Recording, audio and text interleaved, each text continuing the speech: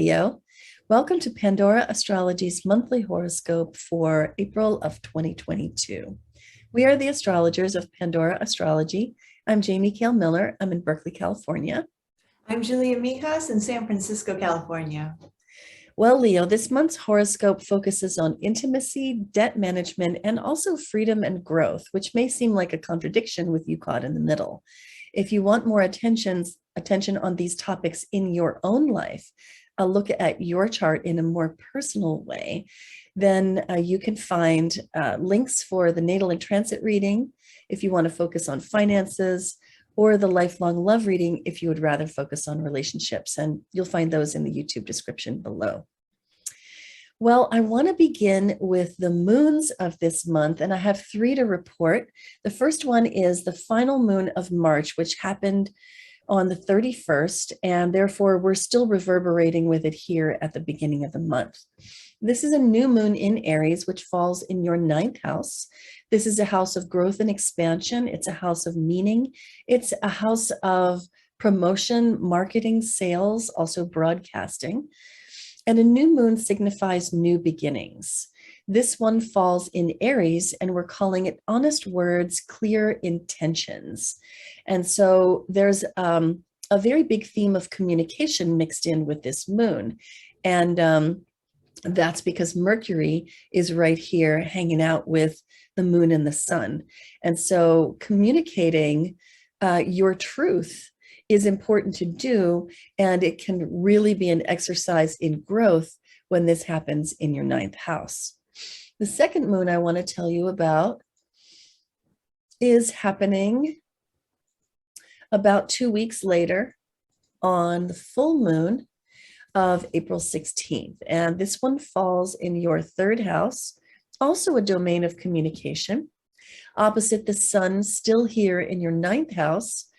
And this one we're calling intimacy and restraint, because Pluto's in a square here to this full moon, sun opposed moon, with Pluto here square them, bringing in themes of intimacy, depth, intensity, bringing up big emotions, that's for sure. And so those emotions can be smoothed over by the influence of Juno and Saturn, which are bringing the quality of restraint. And so under this moon, I think it's likely for you to get into a lot of conversations, and some of those conversations might involve big opinions or a sort of a dilemma between opinions versus facts. And I think that adding a little restraint into the conversation is what is going to smooth it over ultimately. Then around the 30th, we have this month's third moon, and this is again a new moon falling this time in Taurus in your 10th house of career. And this one's a little special and different because it's an eclipse. A new moon eclipse is always going to be a solar eclipse where the sun is eclipsed by the moon. And this one involves connection with the North Node in Taurus. So this is an incepting eclipse. It begins things. And we're calling this eclipse change through peaceful stubbornness. It involves drawing on the energies of Uranus, which has been traveling along through your 10th house of career for some years now already, bringing disruption, but also dislodging you from the old ways of your career and bringing you a quality of restlessness, making you want to make big changes in your career. This eclipse could bring the changes that you seek, but I think it's really important to make your exit from the old job not due to bad behavior that you wish you'd never done, leading to no recommendation letters, but instead to be more deliberate about how you behave, especially on the job during this eclipse. You can find out more about all of these moons in the videos that we've made about them. The first one is in the March 2022 news playlist on our YouTube channel, Pandora Astrology, the one about the new moon in Aries, and the 2 April moons can be found in the April playlist. Hey, Julia, what's up with Mercury, Venus, and Mars for the Leos of the world? So much is going on, Jamie. Hey, Leo.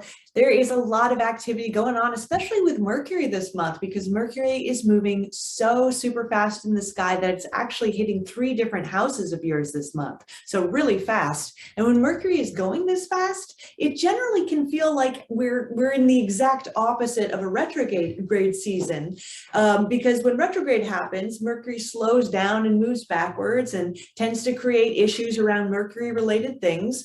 But when Mercury is moving fast and direct, it means that all of its associations like communication, learning, writing, traveling, technology seem to be flowing pretty well. Now, Mercury starts the month in your 9th house, and it's just there for a few days. We covered this cycle a lot in last month's video, so if you want to hear more about it, I encourage you to look into last month's on the playlist to find out. But with Mercury in the 9th house is the house of education, legal matters, travel, and it can also have to do with all the things in life that can kind of help you grow as a person. Now, on April 2nd, that's a very important day because Mercury will be exactly conjoined the sun in this house. And when Mercury is exactly conjoined the sun, it's known as Greater Epiphany Day. And these Greater Epiphany days happen a few times a year, and they are the bookends of Mercury cycles. So it's sort of the end of one cycle, the beginning of a new one. And Greater Epiphany days are a time of clarity. They're a time of insights. And having this all happen in your 9th house means that early on in the month, you could be getting some aha moments and some clarity and insights around 9th house related things. So that might be about your education. Maybe you're thinking, oh, I need to go back to school, or, oh, I'm in school and this is what I want to major in. It can also be insights having to do with travel, having to do with legal affairs if you're involved in a legal affair, or anything that might have to do with your growth as a person.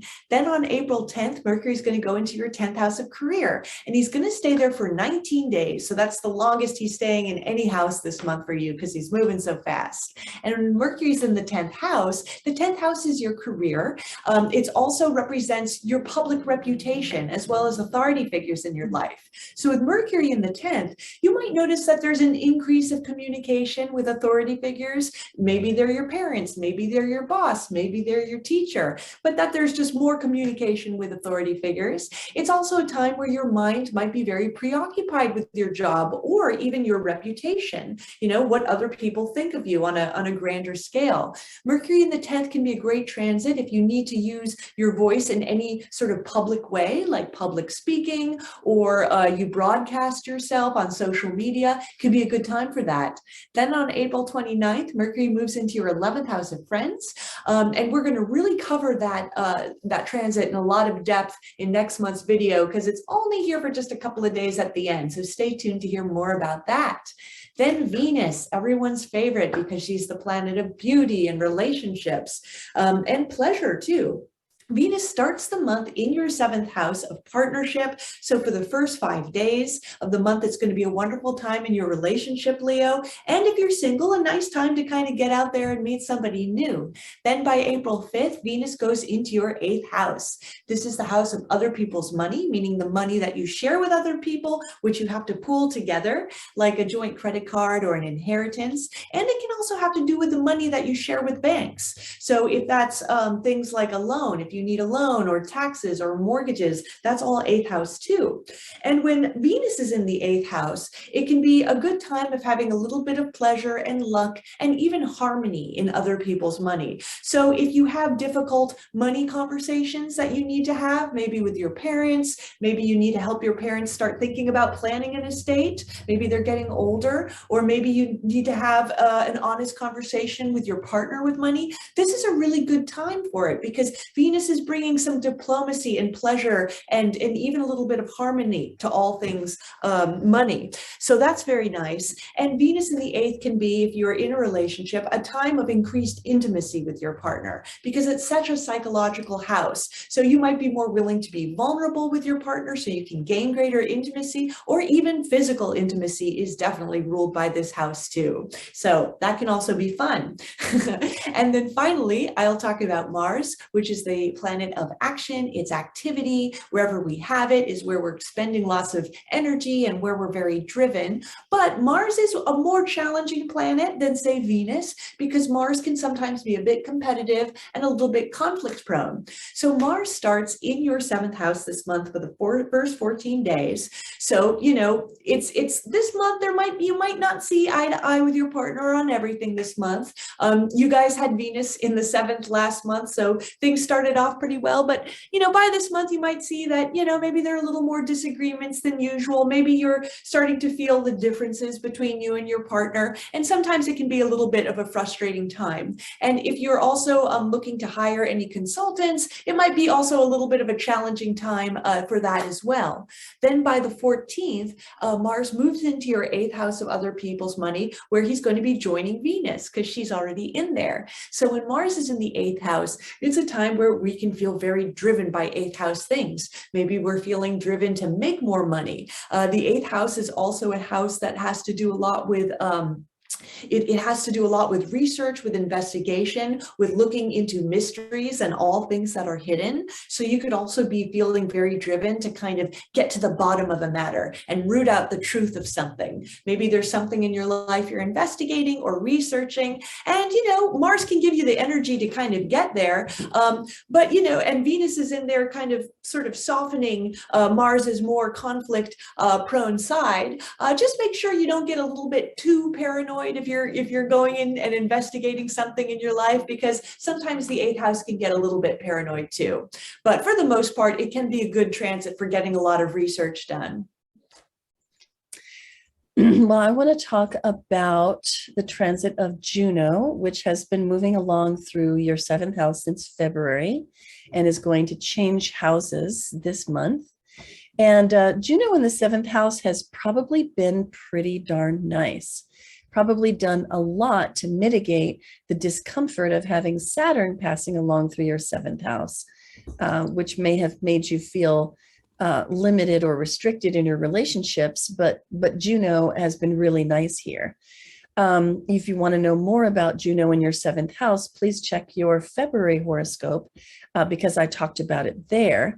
But I want to say that now on April 20th, Juno is moving into the 8th house, which is to say the sign of Pisces, and is going to be here for much of the rest of the year because Juno is going to go retrograde in Pisces. But that's over the horizon. We can't quite see that yet. I want to say that Juno brings a focus on relationship wherever she goes. She is the social director. She is the matchmaker. She is the matriarch. She's all about connecting the people that should be connected with each other. And when she moves into the 8th house, I would say that if you are in any committed partnerships, and that can mean personal partnerships such as a marriage or cohabitation, or even co-parenting, or if you are in a business partnership, you know, such as you own a business with another person, then I think that this Juno passage into your 8th house is going to bring a lot of your attention to asking yourself, how are the finances going in this relationship? How do we share monies? How do we manage the monies that we share? And where are the levels of trust in this partnership? How far can I afford to trust my partner? Does my partner trust me? Do I live up to that trust? So these are the kinds of questions that'll be rolling around your mind while Juno is passing through the 8th house. The next thing I want to talk about is the seasonal change. And you can see right here on April 20th, the sun changes signs. It was in Aries on the 19th and then moves into Taurus right here on the 20th. And so the seasonal shift is about the sun bringing its life force energy from one house in your chart and shifting into another house.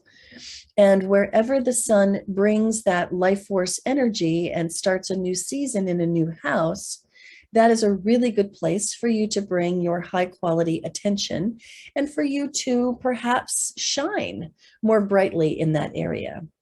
Well, the really good news is the sun is moving into your 10th house. And so this is a time when you can shine in your career, in your public image, when people can see it on you in public, that you are more shiny, more expressive, a bigger personality. So this is a really great month for leadership for that reason. And it's true every year. The season of Taurus is a great season for you to show leadership. Then the last thing I want to talk to you about is that Pluto is going to go retrograde late in the month. So Pluto is here, traversing the end of your 6th house of work, health, and service. He's been traveling along this house for about 14 years plus, and bringing transformation and metamorphosis, death and rebirth, stirring up a lot of deep feelings, making you feel vulnerable at times. And this is the area of work, health, and service. So let's just say that your job life may not have been all that easy in the last decade. Pluto is getting ready to move out and into the next house. And we'll start doing that transformation and metamorphosis in your relationships in about another year or so. But for now, when Pluto turns retrograde, which it's doing on the 29th, and you can see the little red RX symbol right there. When Pluto turns retrograde, then its process of transformation and metamorphosis deepens. And if you happen to be having a transit of Pluto to something very specific in your chart, such as a planet or a point, like including possibly your descendant, for example, well, then you would really be feeling this right around the 29th. You would feel like, whoa, I am being sucked into some really deep kind of change here. I'm feeling really vulnerable, feeling kind of exposed. And what do I do with these feelings? And if you're feeling that way, then you're probably having an actual Pluto transit. And you can look down in the YouTube description below to find a link where you can find out more about it, assess whether you are actually having one, and figure out how to handle it. Well, that's what we have for you today, Leo. Hope you enjoyed that. And if anything here made you want a reading to explore these issues for yourself more deeply, we are standing by ready for you to book that reading. And you can find it on our website, pandoraastrology.com, in the readings tab. You can always find your horoscope for the other sign that I recommend that you look at. In other words, if Leo is your sun sign, then you would definitely want to look up your rising sign's horoscope too. You can find all of the horoscopes on our website in the horoscope tab. And if you're interested in a class, you can find classes on our website too. And until next time, we'll see you around the cosmos. Bye. Bye-bye.